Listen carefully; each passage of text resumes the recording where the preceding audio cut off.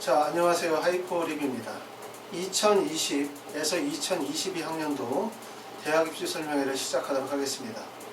자, 최근 근 3, 4년 동안의 입시의 변화들은 크지 않았지만 앞으로 여러분들이 겪게 되는 2020, 21, 22학년들은 대학 입시의 여러 커다란 변화들이 발생이 되어지죠.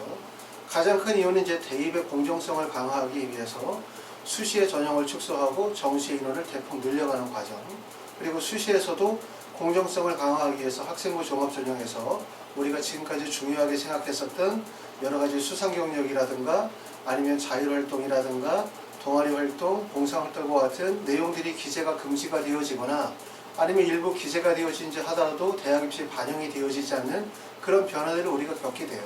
대학 입시가 사실 얼마나 공정한 것인가 라고 하는 부분에 대해서는 사람들마다 다 여러가지 생각이 있긴 하겠지만 제 나름대로의 의견으로는 공정한 대학 입시는 사실 존재하기 어렵다라고 판단이 되어져요. 그리고 어떠한 대학 입시도 문제가 없는 대학 입시는 없죠.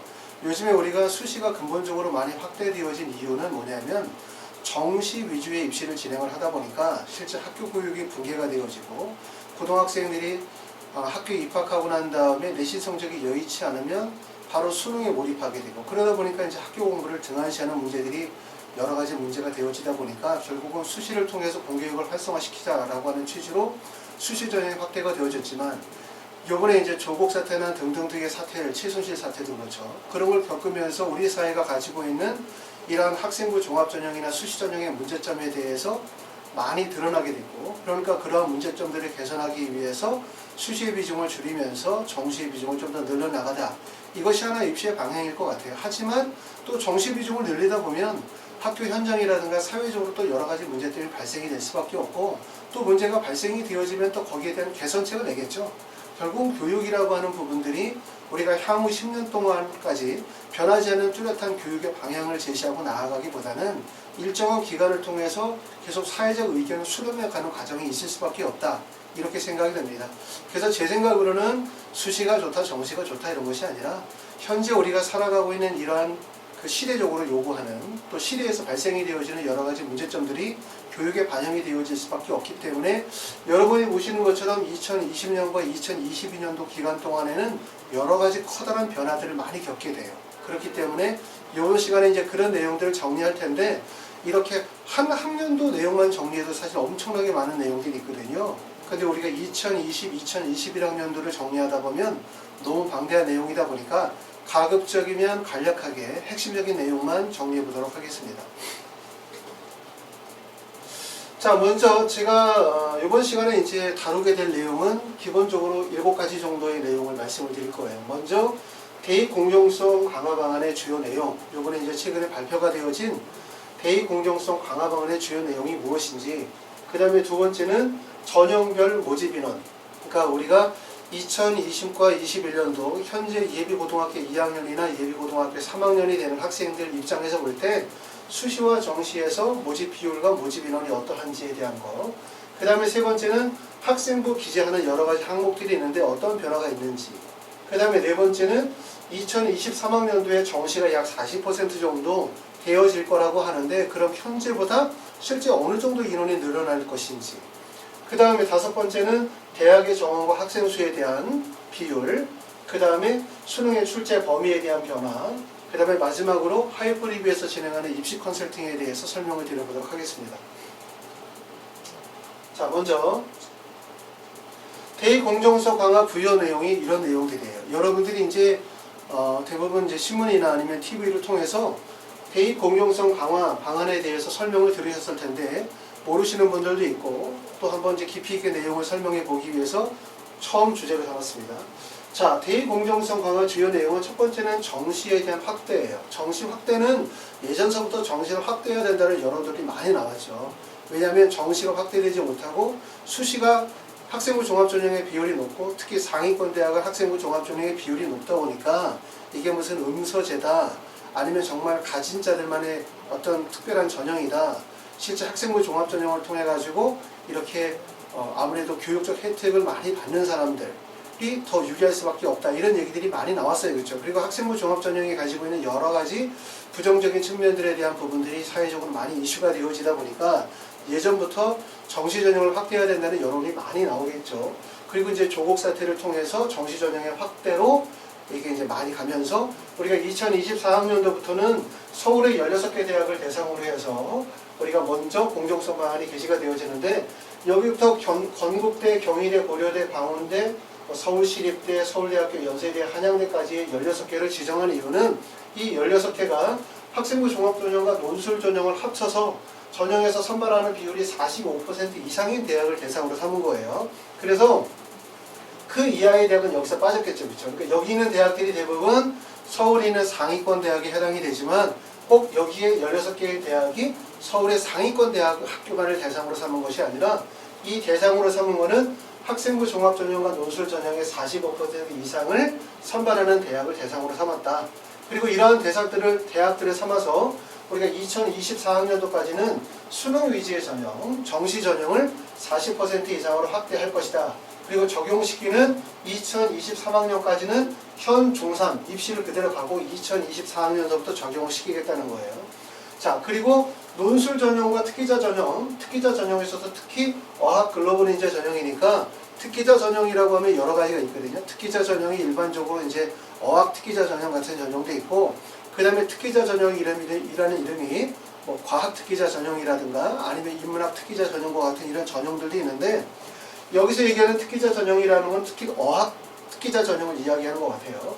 어학 특기자 전형은 단계적으로 폐지한다 라고 했기 때문에 사실상 이제 단계적으로 폐지가 되어지면 논술 전형 같은 경우 지금은 약 비율이 3.2% 정도 비율이 되어지는데, 단계별 폐지에 들어가게 되어지면 실제 완전한 폐지가 이루어지지 않는다 하더라도 선발 비율이 급격하게 줄을 수밖에 없기 때문에 사실은 전형으로서의 가치를 잃어버리게 될 가능성이 높겠죠. 그 다음에 교사 추천서와 적성고사는 2020학년도에 폐지가 되어집니다. 먼저. 자, 그리고 현 중학교 2학년서부터는 자소서를 완전 폐지하는 거로 그렇게 가닥이 잡혀져 있어요. 그리고 그 전까지는 첫 번째는 자소서는 현재까지 2022학년도까지는 유지하게 되어지고, 그 다음서부터는 자소서를 축소하는 쪽으로 그렇게 잡혀 있습니다. 그리고 이제 2024년도부터는 현 중학교 2학년부터는 자소서를 폐지하는 걸로 잡혀 있고요. 그 다음에 블라인드 평가를 전 과정에 확대한다. 최근에도 이제 면접 전형을 실시할 때는 대부분 블라인드 면접을 진행을 하고 있죠. 여기서 얘기하는 블라인드 평가를 확대한다는 것은 면접 전형뿐만 아니라 서류 평가 전형에서도 확대하겠다라고 해서 공정성을 강화하겠다는 그런 의지를 보여줍니다. 학생부 종합전형의 개편 방향으로는 첫 번째, 학생부 교과과정 이외의 모든 비교과 활동에 대한 기재 금지 및 대입 반영을 폐지한다라고 했어요. 그러니까 학생부 종합전형에 기재되는 항목이 예를 들어 한 10개 정도 항목이 있다면 지금까지 그 항목들을 계속 축소해 오거나 아니면 항목의 내용들을 조금 더 줄여나갔죠. 글자 수를 줄이면서 학생부 종합전형에 대한 또는 학생부 기재에 대한 피로도와 학생부가 악용이 되어지는 걸 막기 위해서 그렇게 해왔는데, 이번에 이를 통해 가지고 학생부에서 실제 교과 성적을 대여할 나머지 부분들은 비교과의 활동 내용에 대한 기재를 금지하거나 대입 번영에 폐지하겠다라고 했어요. 자, 그리고 두 번째는 현 중학교 2학년부터 자소서를 폐지하고, 그 다음에 고교, 출신 고교 정보 이외에는 제공하지 않는다 이랬어요. 이건 무슨 말이냐면 학교의 프로파일이죠. 그래서 각 고등학교에서 대학에다가 고등학교의 특성에 대한 부분들을 프로파일을 제공하게 되어지는데, 그때 그 고등학교에서 대학으로 제공하게 되어지는 출신 고교 정보를 배제한다 이런 말이죠. 왜냐하면 최근에 이제 특히 특목고나 자사고에서 자기 학교에서 진행되어지는 여러 가지 프로그램들에 대해서 지나치게 과대포장을 하거나, 그래서 그거를 대학 측에 넘김으로 인해서 대학에서 고등학교에 대한 정보를 잘못 이해하고, 그리고 그 학생들에 대해서 어떻게 하는 거죠? 고교의 서열화를 부추기는 그런 판단을 하는 경우도 있었기 때문에 이런 고교 서열화를 막기 위해서 출신 고교에 대한 정보를 배제하겠다 이런 의미로 보여집니다. 사회통합 전형에 대한 도입, 사회적 배려자 대상자 선발을 10% 이상 의무화할 것이고, 그 다음에 수도권 대학의 지역균형 선발을 10% 이상 권고할 것이다. 이게 이제 핵심적인 내용입니다. 자, 그 다음에 이제 밑에 나와 있는 내용은 2022년까지 지금 먼저 우리가 2024학년도에 정시 비중을 40%로 늘려나가겠다 이전에 2020학년도에 정시를 30%로 권고하는 내용을 벌써 발표했어요. 그렇죠? 그래서 수능 위주의 전형의 비율을 확대하도록 유도했다라고 말했고, 지금 2020학년도에도 보면 서울에 있는 상위권 대학들의 대부분의 학교들이 정시에서 선발하는 비율들이 30%에 대부분 다 근접하기 때문에 2022학년도에 정시 비율을 30%로 권고한다 그러면 권고 인원에다가 수시에서 정시로 이월되는 인원까지 생각이 되어지면 사실상 2022학년도가 되어지면 정시에서 선발하는 인원이 30% 이상의 비율이 될 가능성이 높아요. 30% 이상이라 35% 정도까지 된다는 얘기죠. 왜냐하면 현재도 2020학년도에서 아시는 것처럼 수시 선발 비율이 77.3%였었거든요. 그 상황에서도 수시에서 정시를 2월되는 비율, 거기에다가 서울 상위권 대학에서 최초 선발 인원을 합치면 최종적으로 선발하는 인원이 거의 30% 근접하기 때문에 2020학년도에 최초 선발 인원을 30%로 고정하게 되어지면 수시에서 넘어가는 인원까지 합치가 되어지면 실제 선발하는 인원은 한 35% 정도까지 가기 때문에 우리가 24학년도에 정시 비율을 40%로 한다 하더라도 실제 무슨 말이냐면 내년부터 차츰차츰 인원이 늘려가는 정시 비중이 확대되어지는 기로에 있을 것이다. 점차적으로 확대될 것이다. 이렇게 말씀을 드릴 수 있습니다. 자, 두 번째는 학종 실태조사 결과 홍익대, 이화여대, 세종대 등이 제외되는 거예요. 그러니까 16개 대학들 중에서 이렇게 16개 대학으로 한정한 이유는 아까 말씀드렸던 것처럼 학생부 종합 전형과 논술 전형의 선발 비율이 45%인 대학들. 그래서 이렇게 학종의 실태조사를 통해서 이 학교들이 45% 이상 학생부 종합 전형과 논술 전형의 비중이 높기 때문에 이 학교들을 대상으로 해서 비율을 이렇게 적용을 했다고 볼 수 있고요. 학종의 투명성과 공정성 강화, 고교 서열화 해소 방안으로 이러한 방안들이 제시가 되어진 겁니다. 근데 물론 이게 앞으로 시간도 좀 많이 남긴 했고 또 이러한 방안들이 아까도 말씀드렸던 것처럼 학종이 사실 이제 여러 가지로 뿌리를 많이 내리고 있거든요. 그리고 긍정적인 요소들도 많이 있어요. 제 생각으로는. 물론 그렇게 생각하지 않는 분들도 계시지만 학종의 문제점도 많이 있거든요. 하지만 또 긍정적인 요소들도 많이 있었다고 생각해요. 그런데 수시가 좋냐 정시가 좋냐라는 것보다는 이런 것 같아요. 수시가 학생부 종합전형의 비중이 많이 늘어나면서 긍정적인 효과도 있었지만 부정적인 문제점들이 자꾸 대두가 되어지면 결국 사회적 요구를 받아들일 수밖에 없거든요. 그렇기 때문에 이제 정시의 비중이 확대되어지도록 하고 그 다음에 수시에서도 학종의 투명성과 공정성을 강화하기 위한 방안들이 제시가 되어진 거죠. 하지만 이제 이게 시행하는 과정에서는 여러 가지로 덧붙여야 되는 사항들이 틀림없이 있을 것 같아요. 왜냐하면 학생부 교과 이외의 모든 비교과 활동과 대입의 반영을 금지한다라고 하면 사실 가장 큰 문제는 학생들이 학교 활동을 적극적으로 하지 않겠죠. 내신 성적이 1점대나 2점대 초반 정도의 내신 성적이 나오는 학생들은 수시에서 학생부 교과나 종합전형을 목표로 삼지만 내신 성적이 그렇지 않은 학생들은 정시를 선택하게 될 거고 왜? 정시 비중이 커지니까. 그렇게 된다면 이런 학생들이 학교 활동에 열심히 할 이유가 없겠죠. 학교에서 반장이나 부반장을 할 이유도 없을 뿐만 아니라 학교 선생님의 말을 잘 들을 이유도 별로 없거든요. 학교 활동을 열심히 할 이유도 없고 오로지 자기 공부만 하면 되기 때문에. 그렇죠. 이런 문제점들이 이제 뻔히 보이기 때문에 이렇게 꼭 갈 것이라고 판단하기보다는 이것에 대한 어떤 보완책들이 마련이 되어지지 않겠나라고 생각이 되어지고 그 다음에 자기소개서 폐지와 같은 경우도 실제 자기소개서가 폐지가 되어지면 다음 문제는 뭐냐면 면접이 지금 대학별 면접고사가 확대되어지거든요. 아시는 것처럼 이제 논술 전형이 폐지가 되어지고 그 다음에 수시 전형에서의 비율들이 조금 더 줄어든다 하더라도 상위권 대학에서는 대부분 다 학생부 종합 전형이나 교과 전형에서 면접을 활용해서 학생들을 선발하게 될 거고 그때 면접의 비중이 큰데 자기소개서를 사전에 제출받지 못하게 되어지면 대학에서 학생들을 판단할 수 있는 근거가 사실 되게 미흡하죠. 첫 번째는 학교생활 기록부라고 하는 건 단지 학생이 가지고 있는 지표만을 볼 수 있을 뿐이지 이 학생이 이러한 지표들을 확보하기 위해서 어떤 노력의 과정과 활동을 통해서 고등학교 과정을 보내는지 알 수 없기 때문에 첫 번째는 면접의 비중이 커지거나 두 번째는 자기소개서를 대체하기 위해서 면접 질문지나 면접 카드를 활용할 가능성이 높아요. 현재 이제 면접 카드나 질문지를 활용하는 대학들이 동국대학교도 재외고민 전형에서 활용을 하고 있고 그 다음에 이제 교대에서도 일부 교대들 또는 명지대 같은 학교들도 면접 카드를 직접 쓰거든요. 그러니까 자기소개서라는 게 단점이 뭐냐면 미리 학생이 쓰다 보니까 그거를 첨삭을 받거나 대피를 받아서 제출하다 보니까 불공정성이 있고 그러다 보니까 면접 카드는 직접 대학에 가서 그렇죠? 대학에 가서 학생이 직접 그거를 질문지를 받아서 쓰는 거기 때문에 어찌 보면은 공정하게 학생이 가지고 있는 생각이나 가치관이나 그 학생의 어떤 여러 가지 이제 사고력이 바로 드러나게 되겠죠. 그렇기 때문에 면접 카드가 자기소개서에 대안이 될 가능성은 높아요. 어찌됐든 방향성이 이렇다는 걸 우리가 알아둘 필요가 있어요. 100% 이렇게 진행이 된다는 것보다는 전반적인 입시의 방향은 뭐로 가고 있다? 아까도 말씀드렸던 것처럼 이런 학종의 투명성과 공정성 강화를 위해서 학생부 종합전형에서는 교과 성적 외에 다른 것들의 영향력이 미치지 못하도록 할 것이고, 그리고 수시보다는 정시의 선발 비율을 좀 더 강화하는 추세로 가고 있다.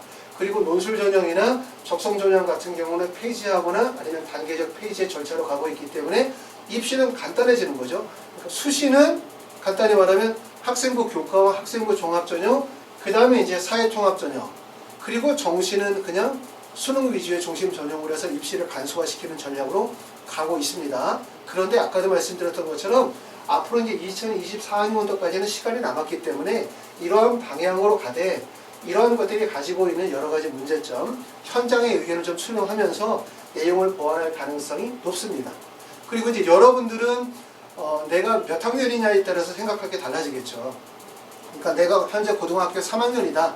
그럼 사실 고등학교 3학년이 되시는 분들의 입장에서 볼 때는 이런 입시가 나하고는 별 관계가 없거든요. 고3은 작년도와 입시 변화가 없이 그대로 진행이 되니까. 고등학교 2학년이라고 한다면 우리가 2021학년도에 해당이 되어지니까 약간의 변화들이 있어요. 그렇죠? 내가 만약에 고등학교 1학년이 되는 학생들이라면 2022학년도에 입시를 치르기 때문에 커다란 변화를 경험하게 될 건데, 내가 3학년이냐 2학년이나 1학년이냐에 따라서 보는 관점과 필요한 내용들이 좀 다르긴 하겠지만, 그래도 우리가 이런 부분들을 꼭 알아둬야 되는 건 뭐냐면 전반적인 입시의 변화의 방향을 봐야 돼요. 그러면 올해 같은 경우에 우리가 2020학년도에서도 실제 입시의 결과를 보면 자사고나 특목고의 학생들이 약간 수시 전형에서 불리함이 있을 수밖에 없었어요. 왜냐하면 최근의 사태를 통해 가지고 불거진 문제가 결국 입시의 투명성과 공정성에 관한 문제와 그 다음에 고교 서열화에 관한 문제점에 대한 부분이 불거지면서 특히 학생부 종합전형에서 자사고나 특목고 학생들이 지금까지 누렸었던 약간의 프레스티지가 감소되어지는 추세. 그러다 보니까 일반고 학생들 중에서 약간 여러 가지 비교과 활동이나 아니면 교과 성적이 우수한 일반고 학생들이 조금 약진했었던 그런 것도 보여지고요. 그 다음에 또 하나는 전년도까지만 하더라도 수시에서 정시로 이월되어지는 비율들이 좀 컸다면 올해는 비율이 많이 줄었거든요. 그게 일반 대학뿐만 아니라 의치대에서도 수시에서 정시로 이월되어지는 비율들이 좀 많이 줄었기 때문에 이러한 것들은 우리가 지금은 우리가 2020학년도에 살고 있지만 우리가 앞으로 가게 되어지는 2024학년도에 대한 입시 방향이 결정이 되면서 결국 작년, 올해, 내년까지 입시의 흐름은 전체적으로 어떻게 간다?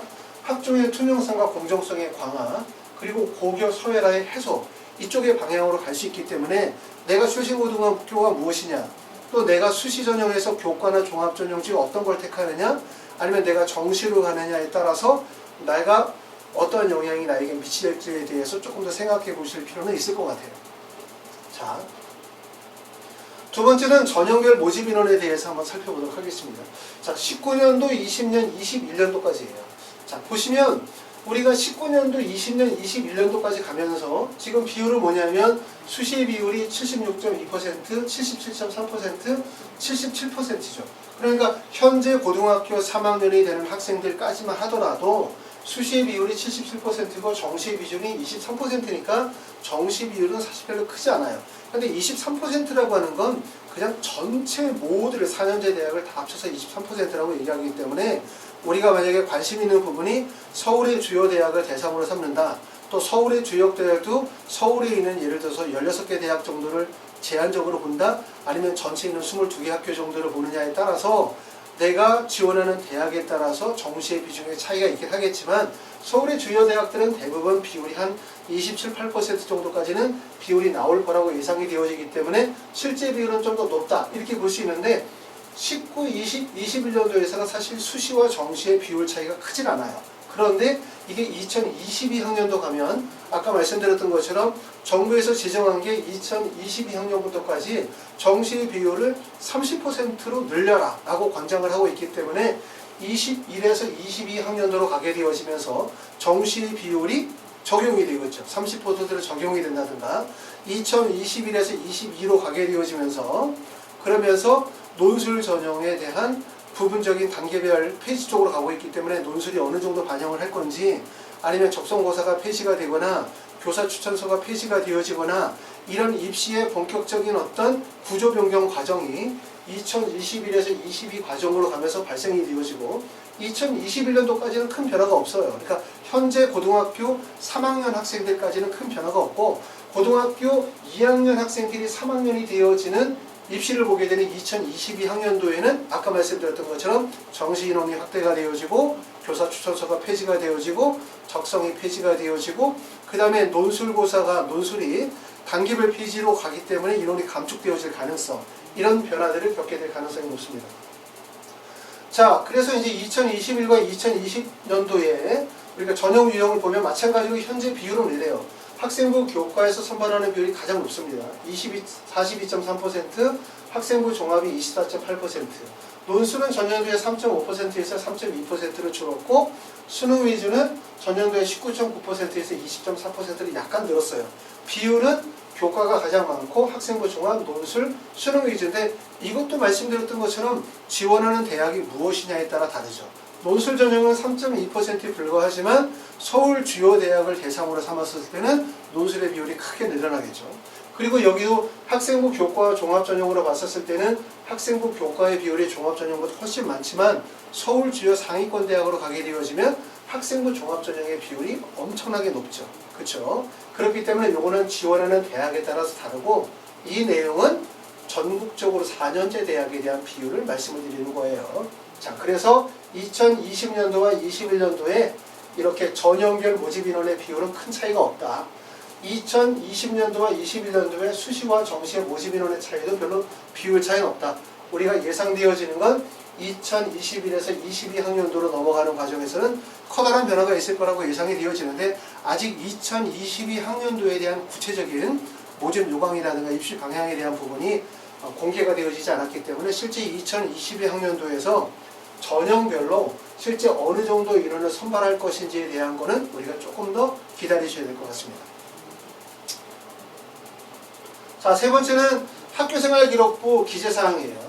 자, 2020학년도의 학생부의 기재사항인데 이것도 이제 많은 변화가 있었죠. 우리가 학생부에서는 교과학습 발달 상황, 수상 경력 등등등의 내용들이 있는데, 하나씩 보면 가장 중요한 부분들은 뭐가 제일 중요하냐면 결국 교과 성적이 제일 중요한 거예요. 교과 성적이. 우리가 학생들이 가지고 있는 학업적인 능력을 나타내는 거, 학업 능력을 나타내는 게 교과 성적, 수상 경력, 소논문, 자격증. 그 다음에 전공 적합성을 나타낼 수 있는 파트가 진로 희망사항, 동아리 활동, 자율 동아리, 세부 능력, 독서 활동이라고 할 수 있어요. 그렇죠? 이 내용이 사실상 현재 고등학교 2학년과 고등학교 3학년 학생들은 그대로 다 적용이 되는 거죠. 그렇죠? 그렇기 때문에 참고해서 보셔야 되는데, 첫 번째 내가 학생부 교과 전형으로 대학을 가겠다라고 한다면 사실상 교과 성형으로만 가면 돼요. 근데 학생부 교과 전형으로 대학을 갈 수 있는 폭이 되게 좁죠. 아시는 것처럼 서울에 있는 주요 대학 중에서 학생부 교과 100%를 설벌하는 가장 높은 대학교가 어디냐면 한양대예요. 한양대 다음에 어디가 있냐면 결국은 중앙대, 이화여대가 있고, 위쪽에 있는 한양대 위에 서강대, 성균관대, 연세대, 고려대, 그 다음에 서울대까지는 학생부 교과 전형이 없습니다. 아시는 것처럼 고려대학교에는 학교 추천 1, 2 전형도 학생부 교과 전형이 아니라 학생부 종합 전형이죠. 그렇기 때문에 학생부 교과 내신 성적만으로 갈 수 있는 대학의 폭이 크지 않다는 거예요. 그리고 마찬가지로 의대나 치대 같은 경우도 지방에 있는 일반 국립대 같은 경우는 학생부 교과 전형으로 선발하지만, 여러분이 흔히 알고 있는 메이저 대학들, 의대 메이저 대학들은 대부분 다 학생부 종합 전형으로 선발을 하고 있기 때문에 결국 학생부 종합 전형이 되어야만 상위권 대학으로 수시 지원이 가능하다는 거예요. 아셨죠? 내신 성적만으로는 어렵다는 얘기인데, 만약에 내가 내신 성적, 교과 성적만으로 대학을 가겠다라고 한다면 교과 성적 외에 다른 요소들은 필요가 없죠.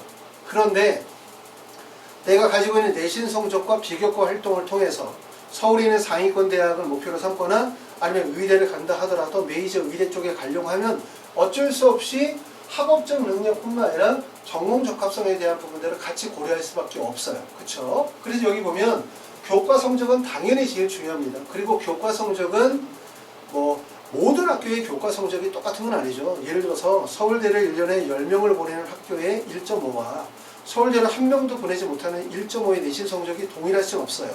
이런 부분들은 우리가 고교 소외라가 되어져 있느냐 안 되어져 있느냐에 떠나서 대학에서 학생을 평가하게 될 때 이런 학업적인 배경들을 고려하지 않을 수가 없거든요. 아시죠? 예전에는 대학들이 이런 고교 소외에 대한 부분이나 학교 프로파일에 대한 부분들을 많이 부정했지만 학생부 종합전형이 진행이 되어지면서 이런 학업적 배경에 대한 부분들이 많이 고려가 되어지고 있고, 그리고 그게 전형으로 구분이 되어 있는 거죠. 학생부 교과와 학생부 종합전형. 학생부 종합전형은 학생이 가지고 있는 학업적 능력 플러스 학업적 배경을 같이 고려하는 거고요. 학생부 교과 전형은 사실상 내신 성적 중심의 전형이라고 볼 수 있어요. 그렇죠? 그런데 이 학생부 종합전형도 지금까지는 그렇게 암묵적으로 인정이 되어져 왔지만 최근의 사태를 통해서 다시 한번 그게 문제가 되어지다 보니까 그런 것들, 쉽게 말해서 고교 서열화라든가 아니면 학업적 배경이 고려되어지는 부분들을 조금 더 공정하게 하자, 그런 걸 없애자라고 하는 취지로 자꾸 얘기를 하고 있지만 사실 없애기는 어렵죠. 그걸 근본적으로 없애기 위한 방법은 결국은 자사고나 특목고를 다 폐지하고 그냥 일반고로 더 만들어야 되는 문제가 생기는데, 그렇게 되면 또 역사가 과거로 되돌아가는 문제들이 있다 보니까 사회적인 충돌이 많이 예상이 되어지긴 하는 거예요. 어찌됐든 입시 방향이 그러하기 때문에 여러분이 현재 고등학교 2학년이나 고등학교 3학년이 되시는 입장에서는 상위권 대학을 가기 위해서는 교과 성적뿐만 아니라 비교과 활동의 우수성이 당연히 중요할 수밖에 없다. 이걸 아셔야 되고, 내신 성적은 중요하고요. 수상 경력은 우리가 한 학년당 1개, 총 6개로 제한한다. 이렇게 얘기를 했어요. 그렇죠? 자, 그리고 소논문은 기재를 금지한다. 이렇게 했죠. 소논문은 우리가 이제 사실은 예전에 서울에 있는 주요 대학들에 가는 모든 학생들이 결국 소논문을 쓰지 않고 가는 학생들은 없었어요. 근데 소논문이 사교육을 조장한다라는 여러 가지 이유들 때문에 소논문을 금지한다라고 하지만, 소논문은 금지하지만 그게 세부능력비 특기사항이라든가 아니면 진로희망사항의 내용에 탐구보고서, 연구보고서, 보고서라는 이름으로 해서 실제 기재가 되어질 수 있어요. 그렇죠? 그렇기 때문에 내가 만약에 고등학교 2학년이나 3학년 학생이다라고 한다면 지원학과와 관련이 되어진 방향성을 맞춰서 거기에 맞는 탐구나 연구보고서를 작성하셔서 학생부의 기재가 되어질 수 있도록 하는 게 입시에 도움이 된다는 걸 꼭 아실 필요가 있어요. 자, 입시는 그래서 항상 그렇죠. 우리가 입시가 아무리 바뀌어도 어떤 식의 입시가 바뀌고 예전에 이제 막 그 과외 금지가 떨어지고 이런 입시에 커다란 변화가 있다 하더라도 사실 가장 빠른 길을 찾아가는 사람들이 많죠. 흔히 말해서 사회적으로 높은 지위에 있으신 분들이거나 아니면은 경제적으로 여유가 있으신 분들은 입시에 가장 빠른 길을 찾아가시죠. 그런데 어쩔 수 없이 입시제도가 아무리 바뀌고 공정성을 한다 하더라도 사회적으로 입시의 정보가 어두우시거나 아니면 경제적으로 여유가 없으신 분들은 그러한 것들의 사회적 어떤 변화 또는 입시의 변화에 맞춰서 대응하기가 사실 어렵다 보니까 어떤 입시의 변화에서도 항상 뒤처질 수밖에 없는 그런 문제들이 있거든요.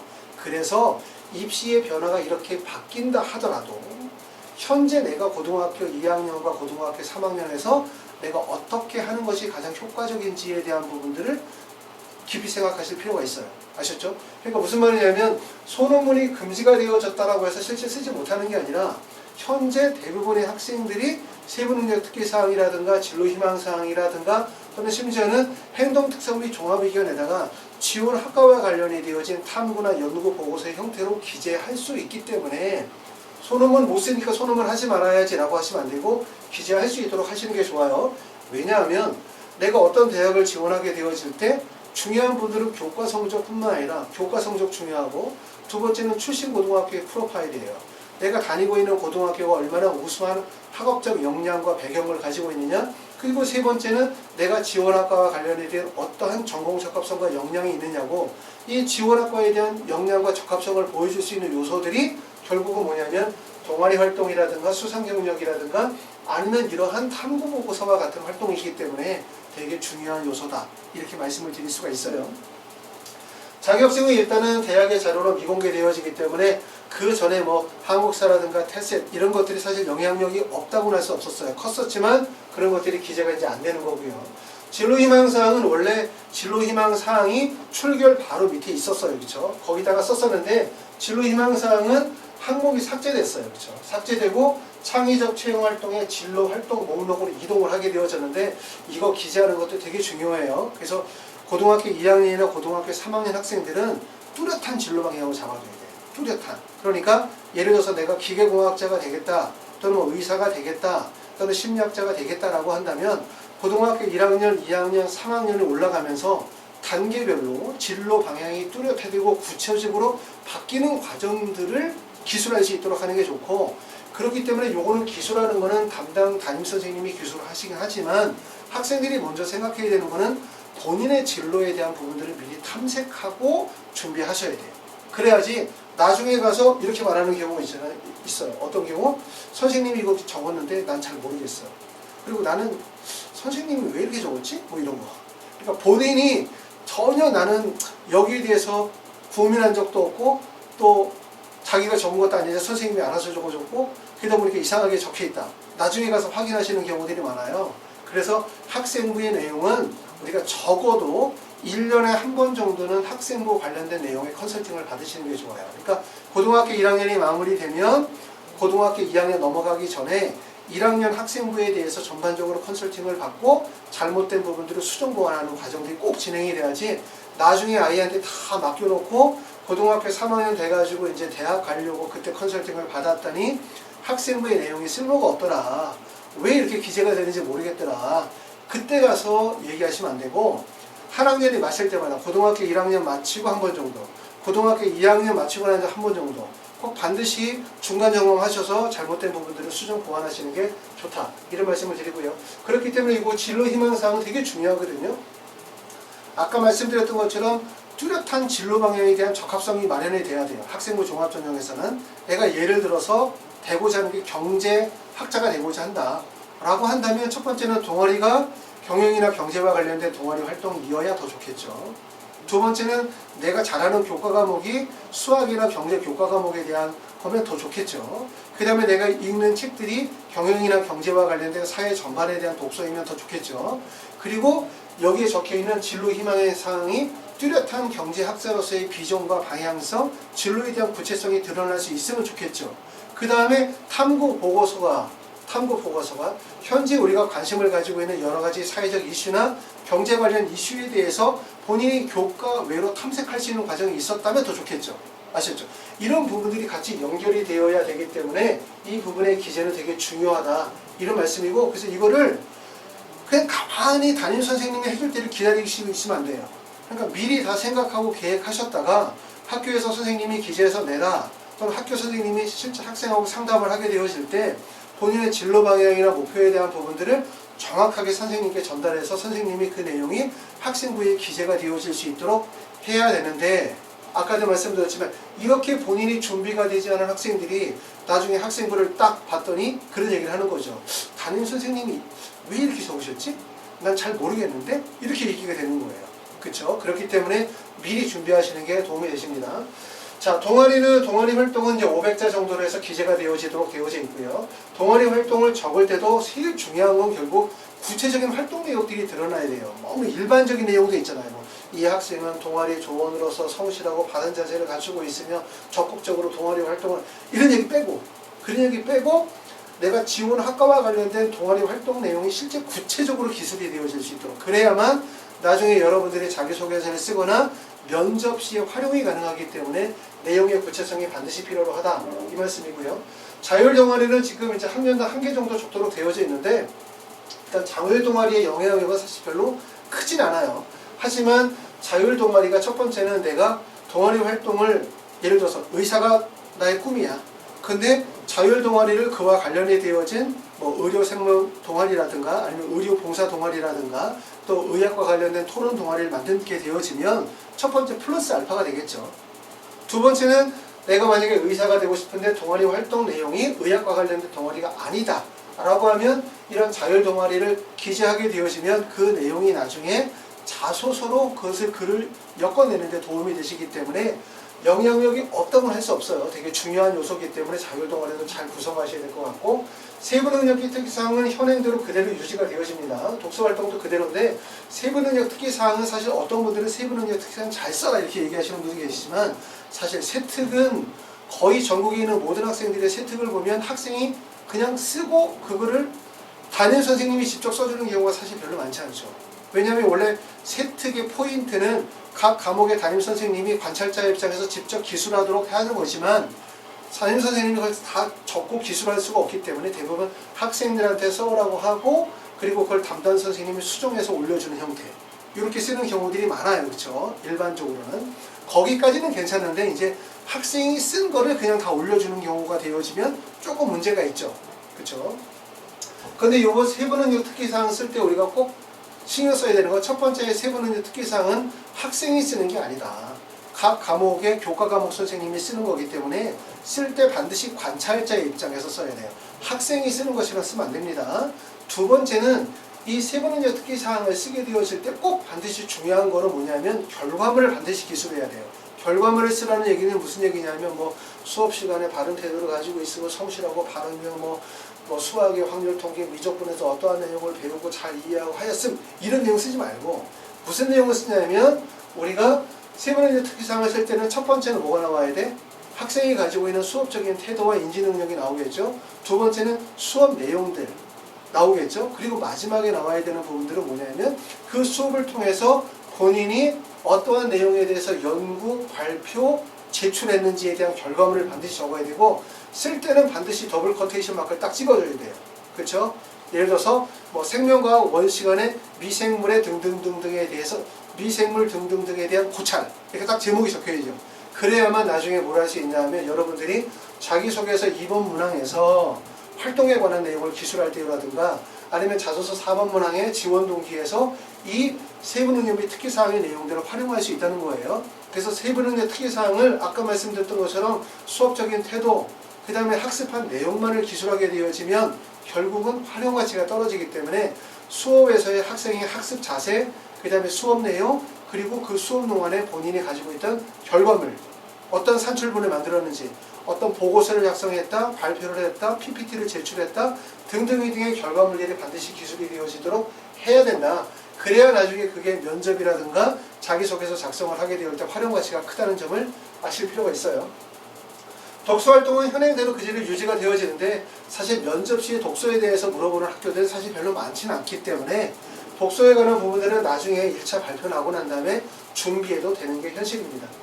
자, 행동 특성 및 종합 의견은 보통 1000자에서 500조로 줄었어요. 근데 이게 어떻게 보면 교사 추천서하고 약간 겹치는 감이 있기 때문에 교사 추천서를 2022년도부터 폐지를 하기로 했죠. 자, 출결은 그대로 가고 봉사는 그렇습니다. 자소서는 원래 4개 문항 5000자인데시고요. 물론 대학마다 문항의 차이가 있어요. 그렇죠? 1번 문항은 1000자, 2번 문항은 1500자, 3번 문항, 4번 문항은 1000자인데 4번 문항이 1500자를 두는 학교들이 있죠.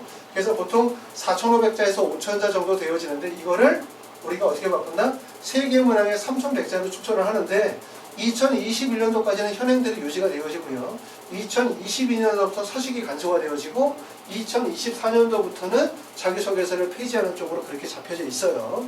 아시겠죠? 자, 그렇게 해서 내용이 잡혀져 있고 그리고 우리가 이제 2024학년도의 방향으로 제시한 거는 교과 성적 기재를 뺀 나머지 모든 내용들에 대해서 기재를 금지하거나 또는 반영을 금지하겠다라고 해서 이렇게 방향이 잡혀 있습니다. 하지만 아까 말씀드렸던 것처럼 이렇게 만약에 다 기재 내용을 금지하게 되어 있을 때는 또 거기에 대한 부작용이 만만치 않겠죠. 그렇죠? 그렇기 때문에 제가 생각할 때는 이제 어느 정도 현장 교육의 의견을 좀 수렴해서 이 부분에 대해서 아까 말씀드렸었던 것처럼 학생부 종합전형에 있어서의 공정성을 강화하면서 실제 학교 교육에 문제가 없도록 학생부 종합전형에 대한 개선책이 또 나오지 않을까라는 생각을 하게 됩니다. 자, 네 번째는 자, 네 번째는 2024학년도에서 우리가 현재 고등학교 예비 고1입니다. 2023이 되면 정시가 40% 이상이 되어질 거다라고 했는데 실제 얼마나 어느 정도 느는 거냐 이거예요. 2020학년도에는 우리가 정시가 30%로 정시를 조정하자라고 해서 이제 16개 정도 대학에다가 정부에서 일비 정시의 모집 인원을 30%로 권장한 상태죠. 그렇죠? 그러면 대부분의 학교들이 2020년도에서는 30%의 정시 비중을 가져갈 가능성이 높고 2024학년도에는 정시 비중을 40%로 확대하겠다라고 했으니까 그런 방향으로 갈 텐데 그러면 현재 2019, 20, 21, 그 다음에 22, 24년도로 가면서 어느 정도 인원이 늘지에 대해서 한번 예상을 해봅니다. 이건 2024라고 생각해 주시면 돼요. 자, 우리가 본 2020학년도에서는 앞으로 보게 될 자, 인원 변동이 없어요. 서울대는 2019년도와 동일하게 662명이고 연세대학교는 인원이 더서 늘고 고려대도 500명대에서 다소 늘죠. 성균관대 인원이 많이 늡니다. 서강대학교 인원은 약간 늘고 그 다음에 한양대 734명, 중앙대 772명, 경희대학교 1108명인데 이게 이제 2021년도로 넘어가면서 인원이 큰 폭에서 늘죠. 그래서 서울대학교는 662명에서 732명, 연세대학교는 972명에서 1137명을 늘었다가 이게 이제 40% 정도대가 되어지면 사실 서울대는 662명에서 1344명으로 느는 거예요. 고려대는 578명에서 1600명 정도로 인원이 늘기 때문에 엄청나게 큰 폭으로 정시 비중이 확대가 되어진다는 것을 말할 수 있죠. 정시 비중이 확대된다는 것은 재수생의 입장에서는 좋죠. 재수생의 입장에서, 내가 재수를 하는 입장에서. 하지만 고등학교 3학년 학생들 입장에서 볼 때는 사실 되게 불리한 거죠. 왜냐하면 학생부 종합전형 수시 전형이 확대가 되어질수록 고등학교 3학년 학생들의 입장에서 볼 때는 대학 가기가 수월한데 비율이 크니까. 근데 만약에 수시 비중이 50% 정도로 줄어들게 되어진다면 그러면 고등학교 3학년 학생들 입장에서 볼 때는 더욱더 불리해지는 입시로 갈 수밖에 없어요. 이 동영상을 보시는 분들이 고등학교 예비 고2거나 예비 고3이라면 여러분은 2020년과 21년도 정도에서 수능을 보시는 거고요. 그렇게 되어진다면 여전히 수시의 비율이 적어도 65에서 70% 정도의 비율을 차지하는 상황에서 대학 입시를 치르는 거기 때문에 정시 비중은 다소 커지고 수시 비율은 많이 줄지 않은 상태에서 입시 변화를 치르기 때문에 올해와 큰 차이는 별로 없다고 보여지고, 대신 이제 현재 고등학교 1학년이 되시는 분들 또는 중학교 3학년 되시는 분들, 이런 분들의 입장에서 볼 때는 정시 비율이 크게 확대가 되어지기 때문에 과연 고등학교로 갔었을 때 내가 수시에 전념해야 될지 정시에 전념해야 될지 혼란스러울 수밖에 없어요. 그렇죠? 자, 다음에 5번째, 대학 정원과 학생 수에 대한 부분을 보겠습니다.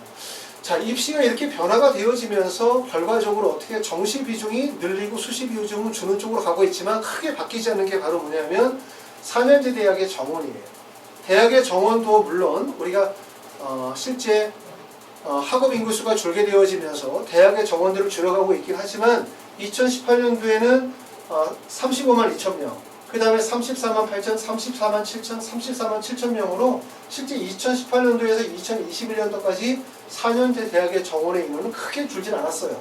거기에 비해서 인구의 감소폭은 상당히 큰데 2019년도에 59만 1000명에서 2021년도에 46만 1000명이기 때문에 올해 같은 경우도 전년 대비 한 4만 5천 명 정도 정시 응시생이 줄었죠. 그러다 보니까 경쟁률이 의대 같은 경우는 0.09%, 일반 대학 같은 경우는 한 0.5% 정원이 감축이 되어졌거든요. 경쟁률이. 이런 추세는 더욱더 가속화되어질 가능성이 높습니다. 그래서 이걸 경쟁률로 환산하면 4년제 대학이 35만 2,325명을 뽑고 학생 수가 57만 5천 명이라고 했었을 때 경쟁률이 1.63대 1이면 2021년도가 되어졌을 때는 1.33대 1이기 때문에 결국은 정시의 비중이 확대되어지고 학생 수는 줄고 대학의 정원은 큰 변화가 없고 그럼 대학 가기는 더 수월해질 수밖에 없다 이거죠. 물론 그 수월해진다라고 하는 거는 대부분 중하위권 이하의 대학들이 수월해진다는 의미고 상위권 대학으로 쏠림 현상은 더 커질 수밖에 없기 때문에 사실상 크다란 영향을 받지 않을 수 있다고 보실 수 있어요. 자, 요거는 뭐냐면 2017, 18, 19, 20년도에 수능 응시생의 숫자의 감소를 보여주고 있는데 2019년도에는 수능 응시생이 55만 2천 명이었어요. 2018년도에는 53만 1000명, 2019년에는 53만 명, 그리고 2020년 들면서 인원이 큰 폭으로 들면서 48만 4천 명이었어요. 인원이 급속도로 줄고 있죠. 재수생의 비율은 그런데 22%, 23%, 24%, 28.3%로 2020학년도의 비율이 급격하게 늘어나는 추세로 가고 있는데 재수생이 인원이 늘어서 비율이 증가한 게 아니라 전체적으로 수험생 숫자가 줄고 그러면서 재수생의 비율이 커진 거기 때문에 아마 올해 같은 경우에는 재수생의 숫자의 비율이 어느 정도까지 간다? 30%에 근접할 가능성이 높다. 이렇게 볼 수 있고, 이 얘기는 결국은 뭐냐면 고등학교 2학년, 3학년 학생들에게는 불리한 요소들만 있는 거죠. 왜냐하면 고등학교 2학년, 3학년 학생 입장에서 볼 때 정시 비중이 늘어난다, 재수생이 늘어난다 라고 하는 것은 결국은 반가운 소리가 아닐 수밖에 없기 때문에 고등학교 2학년, 3학년 학생들 입장에서는 체계적인 입시 권리와 방향을 잘 잡아서 결국은 재수하지 않고 올해 꼭 대학을 갈 수 있는 입시의 플랜을 마련하는 게 좋을 것 같습니다. 자, 6번째는 수능 출제 범위의 변화. 수능 출제의 범위도 커다란 변화가 있어요. 올해 같은 경우에는 우리가 2020학년도에는 큰 변화가 없죠. 그렇죠? 내용의 변화가 없지만 2021학년도로 넘어가게 되어지면서 변화를 겪게 되어지는데 어떤 변화가 되냐면 고등학교 2학년이 3학년이 되는 거죠. 그렇죠? 이 학생들 같은 경우는 국어나 영어나 탐구 과목에서는 큰 변화가 없어요. 변화가 없는데 특히 수학 같은 과목에서는 수리 가형에서는 수학원 확률과 통계 미적분 투로 보고 기저까지 있었던 기하 벡터가 진로 선택 과목으로 이동하면서 빠지게 되죠. 하지만 이 기하 벡터는 보통 자연계획 과목에서 보통 9에서 10문제 정도 출제가 되어지고 이 중에 한 킬로 문제가 한 문제 정도가 있죠. 그렇기 때문에 상위권 학생들 입장에서 볼 때는 이 과목이 빠지는 게 좀 불리할 거고, 그 다음에 중하위권의 학생들 입장에서 볼 때는 학습에 대한 부담감이 줄기 때문에 조금 더 유리하다고 판단할 수 있을 거예요. 수리 나형 같은 경우는 수학 1에 지수와 로그, 삼각함수 내용이 추가되죠. 그렇죠? 근데 지수와 로그는 일반적으로 좀 무난한데 삼각함수는 좀 범위가 많고 좀 내용이 좀 지랄맞다 이렇게 하기 때문에 학습에 대한 부담감이 커질 수밖에 없어요.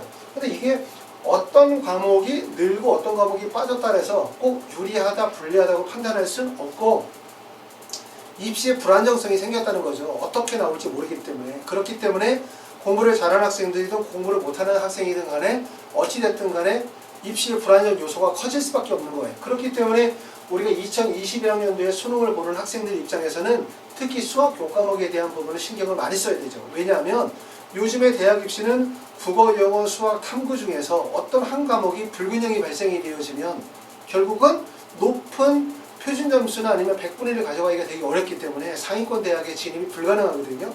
그렇죠? 그러니까 예를 들어서 한 과목 잘 보고 나머지 과목 한 과목을 못 보고 나머지 과목 다 잘 봤어. 이렇게 되면 절대로 안 돼요. 상위권 대학을 가기 위해서는 전체 과목의 밸런스를 유지하고 높은 100분의 1을 유지하는 게 되게 중요하기 때문에 결국 이렇게 어떤 부분적으로 한 과목에서 수능 시험을 못 보면 결국 입시 계획이 실패하게 되겠죠. 그렇기 때문에 특히 수학처럼 요번에 반영 비율이 늘어나거나 과목이 빠지는 이러한 변화들은 철저히 준비를 하셔야 될 것 같습니다. 2020학년도로 가게 되어지면 2020학년도의 가장 큰 특징이 첫 번째는 고교 학점제를 도입한다. 고교 학점제를. 그리고 문이과의 계열이 폐지가 되어지고 수능 과목에 대한 구조조정이 발생하는 입시에 가다란 변화가 있는 그 시기라고 할 수 있어요. 그래서 국어 같은 경우는 독서와 문학을 본톡으로 하고 화법과 작문이나 언어와 매체 중에 태기를 하고 그 다음에 문이과 구분 없이 수학원, 수학2, 확률 통계 미적분 기하 중에서 태기를 하게 하고요.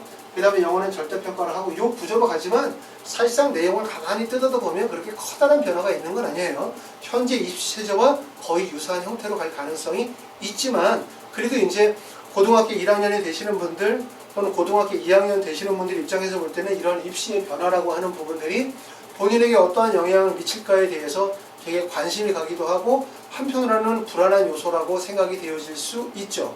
그런데 또 아까도 말씀을 드렸었던 것처럼 입시 이런 불안정인 요소들은 사실 누구도 방관하는 사람은 없죠.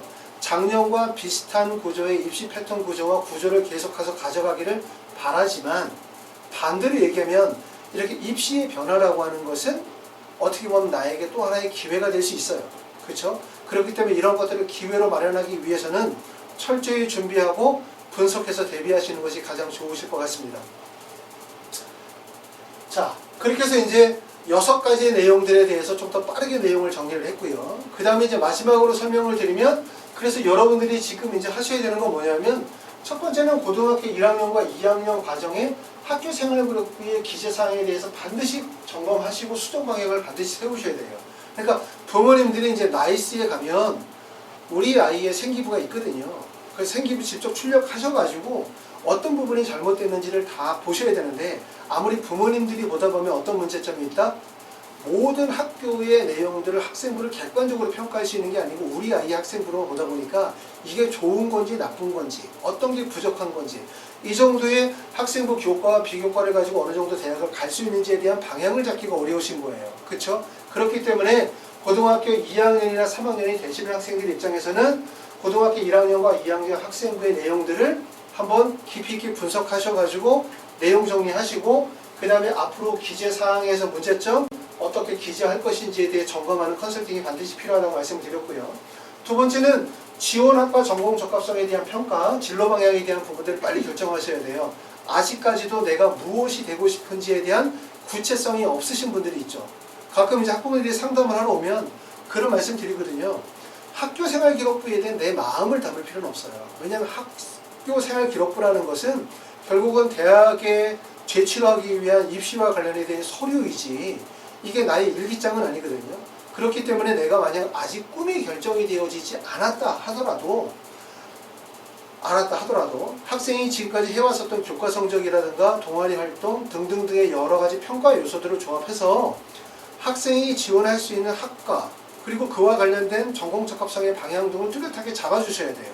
그러면서 이제 본인의 진로를 잡아나가야지 내가 아직 꿈이 결정이 되어지지 못하더라서 1학년 때는 신소재, 2학년 때는 기계공학자, 3학년 때는 화학공학자 이렇게 다 적어놓으시면 나중에 가서 대학에 가려고 할 때 학과 선택이 상당히 어려워지고 실제 전공 적합성이 많이 부족하기 때문에 학생부 교과도 안 돼, 학생부 종합전형도 안 돼, 그렇다고 수능도 안 돼 이런 경우들이 오는 경우들이 많습니다.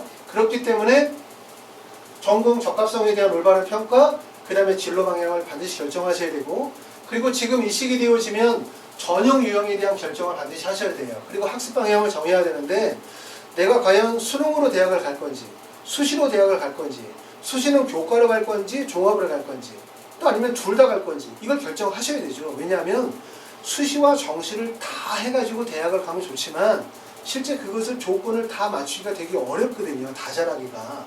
그렇기 때문에 내가 가지고 있는 지금 학업적 정도에서 지원 가능한 대학이 어딘지 그리고 앞으로 남은 기간 동안에 얼마나 발전할 수 있을지 그리고 지금 현재 어떤 공부를 어떻게 해야 될지 이러한 방향성을 잡는 것이 중요할 거라고 생각이 되어집니다.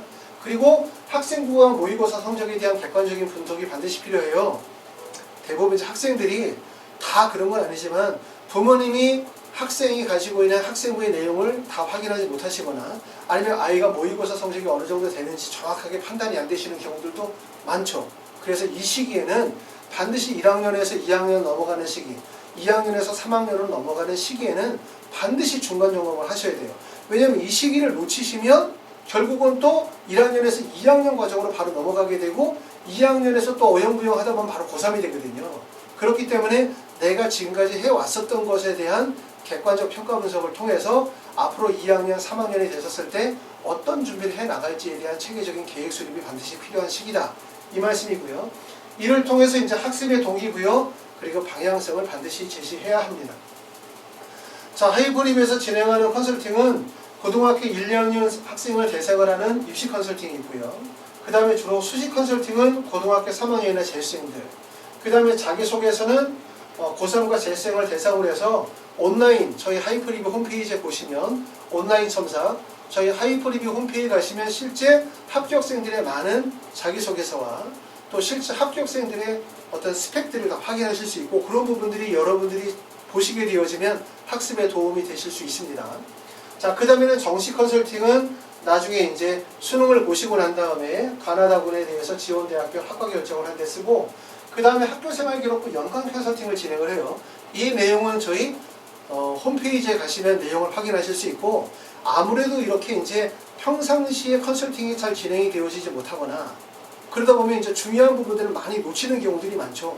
학생부를 기재하는 부분들 또 학교에서 진행하는 여러 가지 대회라든가 아니면 여러 가지 활동 내용에 대해서 어떻게 대응할지에 대한 부분들이 안 나오기 때문에 이렇게 1년 과정으로 해서 제가 학생에 대한 전반적인 내용들을 관리하고 그리고 이제 담당 실장님이 배정이 되겠죠. 그리고 저희 하이프리뷰 보면 한 3,000여 명 정도의 멘토들이 있고 그 멘토들이 여러분의 출신 고등학교의 선배들이 있겠죠. 그래서 그런 분들이 멘토링을 진행을 하면서 학생에게 동기부여, 그리고 학생부 기재관리, 학교 활동에 대한 전반적인 부분들을 저희가 도움을 드리는 연간 컨설팅을 진행을 하고 있습니다. 자, 요 자세한 내용들은 저희 홈페이지에 가면 자세한 내용들이 있고, 궁금한 사항이 있으시면 저희 하이프유에 전화 주시면 제가 자세히 한번 설명을 드리도록 하고요. 자, 이번 시간에는 2020 또는 2022 학년도의 입시 변화에 대한 부분에서 전반적인 설명을 드렸어요. 하지만 중요한 건 뭐냐면 입시의 변화가 있다 하더라도 지금 현재 고등학교 3학년, 고등학교 2학년의 입시가 없어지는 게 아닙니다. 그렇기 때문에 여러분이 현재 고등학교 2학년이다, 고등학교 3학년이다 라고 한다면 수시와 정시의 비율이 큰 변화가 없기 때문에 현재 나의 입장에서 내가 어떤 입시에 대응하고 어떻게 준비해야 될지, 또 최근의 입시 변화는 어떠한 것인지에 대해서 생각해 보면서 앞으로 향후 남은 1년 기간, 1년에 대해서 충분하게 계획 수립을 할 수 있는 그런 시간이 반드시 이번 겨울방학을 통해서 이루어져야 될 것 같습니다. 감사합니다.